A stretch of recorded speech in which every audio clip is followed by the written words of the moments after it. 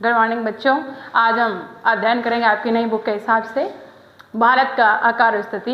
भूगोल की बुक है, इसका प्रथम लेसन आपका भारत का आकार और स्थिति। पहले हम कर लेते हैं भारत के बारे में। भारत की बात की जाए तो सबसे प्राचीन सभ्यता और संस्कृति जो रही हमारे भारत की रही सिंधु घाटी सभ्यता मानी जाती है सबसे प्राचीन सभ्यता। सिंधु घाटी सभ्यता के बाद में आ जाती है वैदिक सभ्यता। वैदिक सभ्यता की अगर हमने बात की जाए तो 4 वेदों की रचना हुई, ऋग्वेद की रचना हुई, यजुर्वेद की रचना हुई, अथर्ववेद की रचना हुई, इस और सामवेद की रचना हुई। तो विश्व की अगर सबसे पुरानी बुक या लिखित जो भी अवशेष मिलते हैं वो कौन से मिलते हैं, सबसे पुरानी बुक कौन सी है, तो वो बुक आ जाती है, ग्रंथ आ जाता है आपका ऋग्वेद। ऋग्वेद के बाद में उत्तर वैदिक काल की बात की जाए तो उत्तर वैदिक काल के महत्वपूर्ण जो 2 नीति ग्रंथ लिखे गए, रामायण और महाभारत। रामायण और महाभारत का काल, उसके बाद में आ जाती है हमारे भारत की संस्कृति जिसका प्रचार प्रसार विश्व के लगभग सभी देशों में रहा। अब हम अध्ययन करेंगे कि इतना बड़ा हमारा देश, इतनी अच्छी संस्कृति, तो इसका विस्तार क्या है विश्व में, उसके बारे में अध्ययन करेंगे। आकार की अगर बात की जाए तो भारत विश्व के उत्तरी गोलार्ध में स्थित है, कि बिल्कुल विश्व के उत्तरी गोलार्ध में यह हमारा देश स्थित है। फिर उत्तरी गोलार्ध में स्थित है तो इसका अक्षांशीय विस्तार कितने से लेकर के कितना रहेगा। पहला अक्षांशीय विस्तार 8 डिग्री 4 मिनट उत्तर से 37 डिग्री 6 मिनट उत्तरी अक्षांश, यानी 8 डिग्री 4 मिनट उत्तर से 37 डिग्री 6 मिनट उत्तरी अक्षांशों के मध्य। दूसरा पूर्वी देशांतर दक्षिणी देशांतर की बात की जाए तो 68 डिग्री 7 मिनट पूर्व से 97 डिग्री 25 पूर्वी देशांतर के मध्य स्थित है। अब इसको याद कैसे करेंगे, एक फ़ोन नंबर की तरह। फ़ोन नंबर की तरह हम इसे याद कर लेंगे 84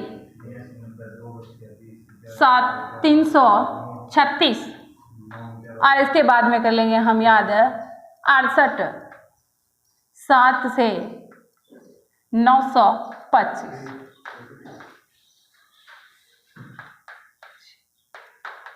ये 10 तो फोन नंबर हो गए, 2 कोड नंबर लगा लेंगे 84 376 687 900 9725। इस तरह से हमें ये उत्तरी अक्षांश और पूर्वी देशांतर जो है इसका याद रह जाएगा। कई बार प्रश्न आता है सिर्फ उत्तरी अक्षांश का, तो लिखना है 8 डिग्री 4 मिनट उत्तर से 37 डिग्री 6 मिनट उत्तरी अक्षांशों के मध्य। पूरा अक्षांशीय विस्तार है तो पूरा अक्षांशीय विस्तार लिखना है। अब आ जाती है करक रेखा की बात। करक रेखा हमारे भारत को 2 बराबर हिस्सों में बांट देती है। करक रेखा 23.5 डिग्री या 23 डिग्री 30 मिनट उत्तर में जो है हमारे भारत देश को 2 बराबर भागों में बांट देती है। फिर आ जाती है दक्षिण पूर्व की बात की जाए तो दक्षिण पूर्व में अंडमान निकोबार द्वीप समूह, बंगाल की खाड़ी और दक्षिण पश्चिम जो है लक्षद्वीप समूह पाए जाते हैं। जैसे भारत के नक्शे की बात की जाए, यहाँ हम भारत का नक्शा बना लेते हैं। ऊपर की साइड देखिए उत्तर, दक्षिण, पूर्व और यहाँ आ जाएगा पश्चिम। तो ये जो बंगाल की खाड़ी है यहाँ पर अंडमान निकोबार द्वीप समूह है, अंडमान निकोबार द्वीप समूह जो है यहाँ पर। फिर जाती है यहाँ पर बात, तो यहाँ है अरब सागर। अरब सागर, अरब सागर में छोटे छोटे जो द्वीप पाए जाते हैं ये कहलाते हैं लक्षद्वीप समूह। तो भारत की बात की जाए पूर्व, दक्षिण पूर्व की बात की जाए, दक्षिण पूर्व बंगाल की खाड़ी, बंगाल की खाड़ी में अंडमान निकोबार द्वीप समूह पाए जाते हैं। और पश्चिम की बात की जाए यानी दक्षिण पश्चिम की बात की जाए तो अरब सागर में पाया जाता है लक्षद्वीप समूह है। फिर आता है दक्षिणतम बिंदु की बात करते हैं। दक्षिणतम बिंदु है इंदिरा पॉइंट, जो कि 2004 की जो सुनामी लहरें आई थी 2004 की, उसमें ये इंदिरा पॉइंट जो है वो पूरी तरह से डूब गया था हमारे भारत देश का। इसके बाद हम आगे बात करेंगे भारत की स्थिति या भारत के क्षेत्रफल के बारे में कि भारत का क्षेत्रफल कितना है। आकार के हिसाब से देख लिया, भारत का क्षेत्रफल जो है वो है 32.8 लाख किलोमीटर। विश्व के क्षेत्रफल में इसका हिस्सा कितना आ जाता है 2.4%।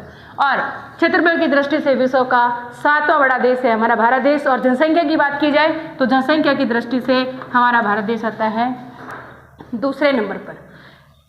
6 जो बड़े देश है वो कौन कौन से हैं।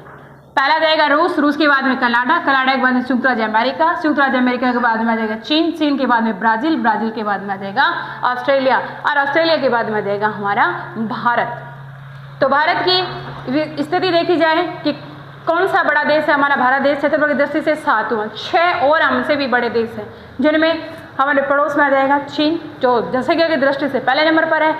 और क्षेत्रफल की बात की जाए तो क्षेत्रफल में नंबर पे आ जाता है 4। सबसे बड़ा रूस, रूस के बाद में कनाडा, कनाडा के बाद में शुक्राचार्य अमेरिका, अमेरिका के बाद में चीन, चीन के बाद में ब्राज़ील, ब्राज़ील के बाद में ऑस्ट्रेलिया और ऑस्ट्रेलिया के बाद में जाता है भारत।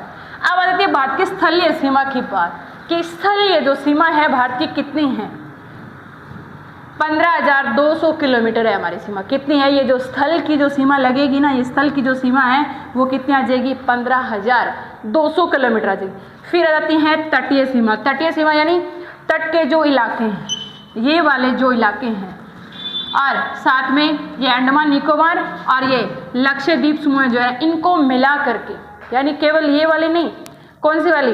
लक्षद्वीप समूह को मिलाना है, अंडमान निकोबार द्वीप समूह को भी मिलाना है। इनको मिला करके हमारी तटीय सीमा आ जाएगी 7,516 किलोमीटर आ जाएगी। इसके बाद आ जाता है भारत के उत्तर की बात की जाए तो भारत के उत्तर में कौन सा पर्वत है? हिमालय पर्वत है। हिमालय पर्वत को क्या कहा जाता है? नवीन वल्लित पर्वत कहा जाता है, क्योंकि इसका उद्भव जो है अभी हुआ। अभी का मतलब ये नहीं कि 2-4 साल पहले, अभी का मतलब कि अरावली के बाद में है। इसका जो उद्भव हुआ था अरावली के बाद में। प्राचीनतम पर्वतमाला की अगर बात की जाए भारत में तो अरावली पर्वतमाला सबसे प्राचीन है, और नवीन वल्लित पर्वतमाला है हिमालय, क्योंकि यह अभी भी उत्थान की अवस्था में है। फिर जाता है भारत का मानक समय। भारत का मानक समय माना जाता है 82 डिग्री 30 मिनट पूर्वी देशांतर, जो कि बिल्कुल बीच में पड़ जाएगा आपके उत्तर प्रदेश के इलाहाबाद के निकट जो है ये मानक समय की रेखा है। अगर मानक समय की रेखा की बात नहीं की जाए तो अरुणाचल प्रदेश जो बिल्कुल भारत में पूर्व की साइड पाया जाता है, अरुणाचल प्रदेश, और बिल्कुल दक्षिण कौन सा जाता है? गुजरात। इनके मध्य समय का अंतर कितना रहता है? 2 घंटे का। लेकिन मानक समय माना गया 82 डिग्री 30 मिनट जो है वो माना गया है। इसके बाद में इतना हमने पढ़ा। इसके बाद हम करेंगे इसके 5 क्वेश्चन या 4 क्वेश्चन, जिनको आपको लिखना है और कार्य को भी सबमिट करना है। बिल्कुल छोटे प्रश्न देंगे। प्रश्न नंबर आ जाता है आपका 1 बाबू बताइए क्या लिखेंगे? भारत का अक्षांशीय विस्तार, तो आप लिख लेंगे भारत का अक्षांशीय विस्तार।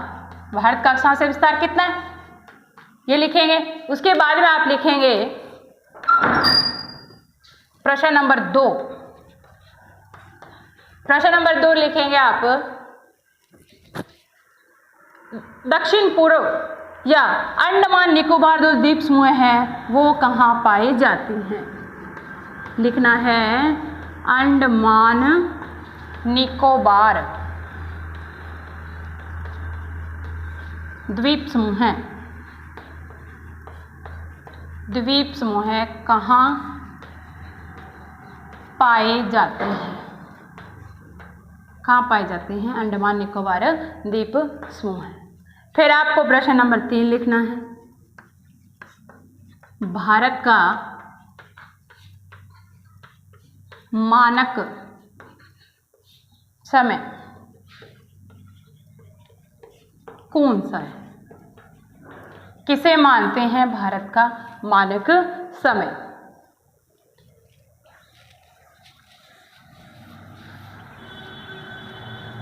प्रश्न नंबर 4 जो है 4 लिखेंगे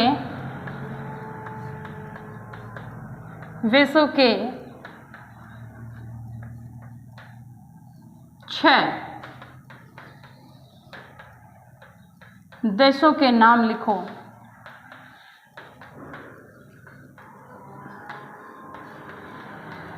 जो क्षेत्रफल की दृष्टि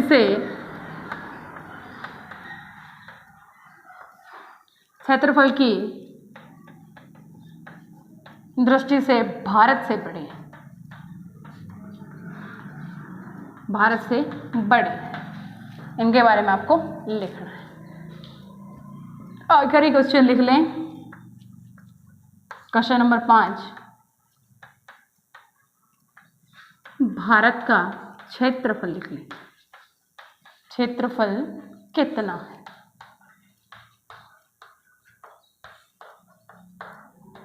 वे आपको 5 प्रश्न करने हैं। धन्यवाद।